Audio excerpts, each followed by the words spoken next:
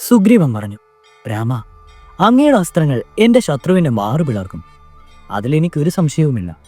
എന്നാൽ എൻ്റെ ജ്യേഷ്ഠന്റെ വീര്യത്തെപ്പറ്റി ഞാൻ കുറഞ്ഞെന്ന് പറയട്ടെ. അദ്ദേഹം ധൈര്യവാനാണ്, ദൃഢചിത്തനാണ്, വീരനാണ്. സൂര്യനുദിക്കും മുമ്പ് തർപ്പണത്തിനായി അദ്ദേഹം പടിഞ്ഞാറേ സമുദ്രത്തിൽ നിന്ന് കിഴക്കേതിലേക്ക് എളുപ്പത്തിന് ഒറ്റച്ചാട്ടം കൊണ്ടെത്തും. തെക്കും വടക്കും തമ്മിലുള്ള വിസ്താരവും വിനോദമെന്നോണം അദ്ദേഹം പറിച്ചെടുക്കും. കളിയായി തന്നെ വരെ ദൂരത്തേക്ക് വലിച്ചെറിയുകയും ചെയ്യും. ചിലപ്പോൾ ആവേശത്തിൽ വഴിക്ക് കാണുന്ന വൻവൃക്ഷങ്ങൾ പിഴുതെടുത്ത് അവ തകർന്നു കിടക്കുന്നത് വീണു കണ്ട് രസിക്കും. 1000 ആനകളുടെ ശക്തിയുള്ള ദുന്ദുഭൂതി എന്ന് പേരായ ഒരു അസുരനുണ്ടായിരുന്നു. കാട്ടുപോത്തിന്റെ വേഷമാണയാൻ അവനേറെ പ്രിയമായിരുന്നു. ചില വരങ്ങൾ സമ്പാദിക്കുവാനും അയാൾക്ക് ഭാഗ്യമുണ്ടായി. തന്മൂലം തനിക്കൊപ്പം മറ്റാരുമില്ലെന്ന് അയാൾക്ക് തോന്നി. അയാൾ സമുദ്രത്തിൽ ചെന്ന് സമുദ്രാധിപനായ വരുണനോട് പറഞ്ഞു, എനിക്ക് അങ്ങയോട് യുദ്ധം ചെയ്യണം, ഞാൻ അങ്ങയെ പോർ വിളിക്കുന്നു. വരുണൻ ഉത്തരം പറഞ്ഞു, അങ്ങയോട് ആ ശക്തി എനിക്കില്ല. അങ്ങയോട് യുദ്ധം ചെയ്യുവാൻ എനിക്ക് കഴിവില്ല, അതുറപ്പാണ്. എന്നാൽ അങ്ങയുടെ കൈകൾ യുദ്ധത്തിനായി ധരിക്കുകയാണെന്ന് എനിക്കറിയാം. ആരോടെങ്കിലും മല്ലു പിടിക്കുവാനും തയ്യാറാണെങ്കിൽ അതിനു പറ്റിയ ഒരാളെ എനിക്കിപ്പോൾ തോന്നി. വടക്ക് ദേവന്മാരുടെ ആവാസസ്ഥാനത്ത് ഹിമവാൻ എന്നൊരു പർവ്വതമുണ്ട്.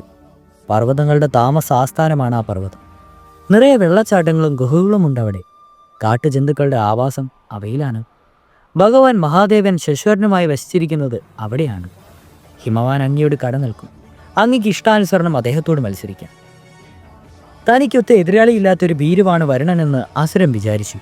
ഏതോ ഒരു വില്ലാട് വീരൻ വിട്ട ശരം കണക്കി നെടുനീളത്തിൽ അതിവേഗം ദുന്ദുഭൂവി ഹിമവാങ്കിലെത്തി. അവിടെയുള്ള വൃക്ഷങ്ങൾക്കും പർവ്വത ശിഖരങ്ങൾക്കും അദ്ദേഹം കണക്കറ്റ നാശം വരുത്തി. ഹിമവാനെ പോരിന് വിളിക്കുകയും ചെയ്തു.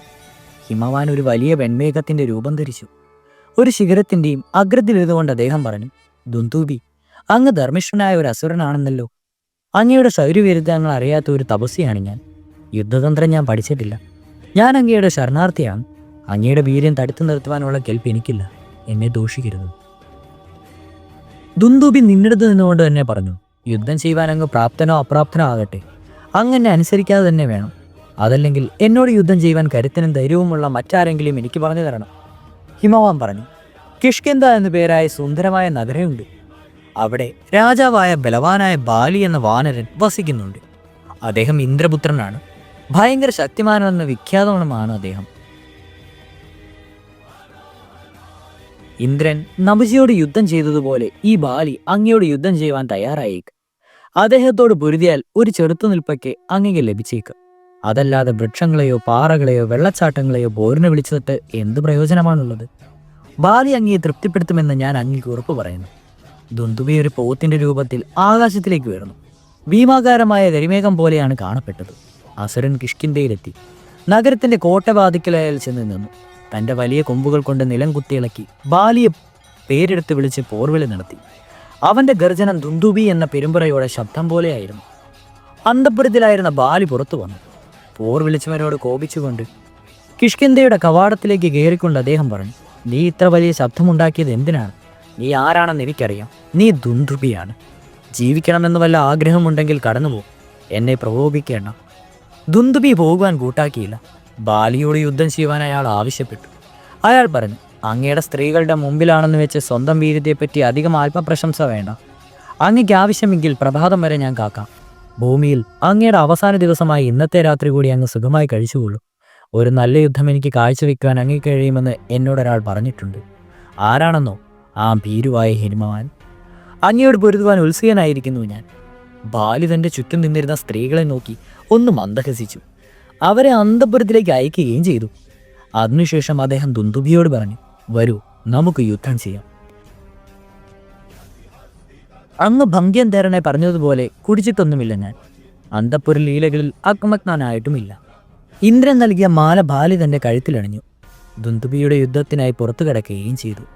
രണ്ടുപേരും തമ്മിലൊരു ഭീകര യുദ്ധം തന്നെ നടന്നു. രണ്ടുപേരും മഹാശക്തന്മാരായിരുന്നു. എന്നാൽ ദ്വന്ദ്ം നീണ്ടതോടെ അസുരന് പരാജയം കണ്ടു തുടങ്ങി. ബാലി അയാളെ പൊക്കിയെടുത്ത് നിലത്തേക്ക് ഇറങ്ങി. എത്രയും ശക്തിയോടെ എറിയുകയും അസുരന്റെ ജീവൻ ആ നിമിഷം തന്നെ അറ്റുപോവുകയും ചെയ്തു. അയാളുടെ അടർന്നുപോയ അംഗങ്ങളിൽ നിന്നും വായിൽ നിന്നും രക്തം പ്രവഹിച്ചു. ബാലിയുടെ കോപം ശമിച്ചില്ല. ഒരു മൺകട്ട എന്നോണം ചത്ത അസുരനെ അദ്ദേഹം പൊക്കിയെടുത്തു. വളരെ ദൂരത്തേക്കും കൊടുത്തു. അത് കിഷ്കിന്ധയുടെ പടിവാതിൽ നിന്ന് 1 യോജന അകലെ ചെന്ന് വീണു. ആ ജഡം ആകാശത്തിലൂടെ പോകുന്ന സമയത്ത് അതിൽ നിന്ന് ഇറ്റുവീരുന്ന രക്തത്തുള്ളികൾ മാതംഗ മഹർഷിയുടെ ആശ്രമമുറ്റത്ത് വീണു. അത് കണ്ട് ഋഷി കോപാകുലനായി. അദ്ദേഹം പറഞ്ഞു, ഇതേതോ ഒരു ദുഷ്ടൻ കരുതി കൂട്ടി ചെയ്തതാണ്. അതാരാണെന്ന് നോക്കുവാൻ അദ്ദേഹം പുറത്തു വന്നു. ദുന്ദുബിയുടെ ശരീരം ആകാശത്തിലൂടെ പോകുന്ന അദ്ദേഹം കണ്ടു. ബാലിയാണത് ചെയ്തതെന്ന് അദ്ദേഹം മനസ്സിലാക്കി. അദ്ദേഹം ബാലിയെ ഇപ്രകാരം ശപിച്ചു, നീ കാരണം എൻ്റെ ആശ്രമം അശുദ്ധമായിരിക്കുന്നു. ഇനി ഏതെങ്കിലും സമയത്ത് ബാലി ഈ പരിസരത്ത് കാൽ വെച്ചാൽ ആ നിമിഷം നിന്റെ അന്ത്യമായിരിക്കും. സുഗ്രീവൻ തുടർന്നു, രാമ, അങ്ങനെ ആ ആശ്രമത്തിന് ചുറ്റും ഒരു യോജന സ്ഥലം ബാലിക്ക് വിൽക്കപ്പെട്ട ഭൂമിയായി തീർന്നു. കാരണം ഋഷി പറഞ്ഞത് ഇങ്ങനെയാണ്, ഒരു യോജന ചുറ്റളവിൽ ബാലി കടക്കരുത്, അയാളുടെ കൂട്ടുകാരും അത് ഉപയോഗിച്ചു പോകരുത്.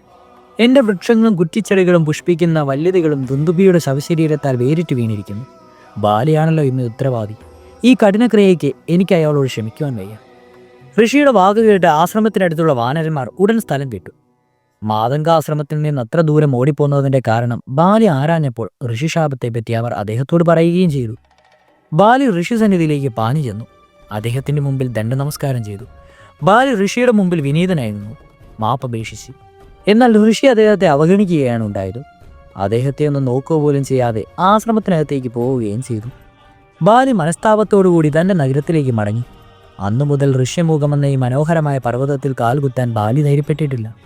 ബാലി ഇവിടേക്ക് വരില്ല എന്നുറപ്പുള്ളതുകൊണ്ടാണ് ഞാനിവിടെ ഒരുവിധം സമാധാനത്തോടെ ജീവിച്ചു പോരുന്നത്. രാമ, എൻ്റെ ഒപ്പം വരൂ, ഞാനൊരു കാഴ്ച കാണിച്ചു തരാം.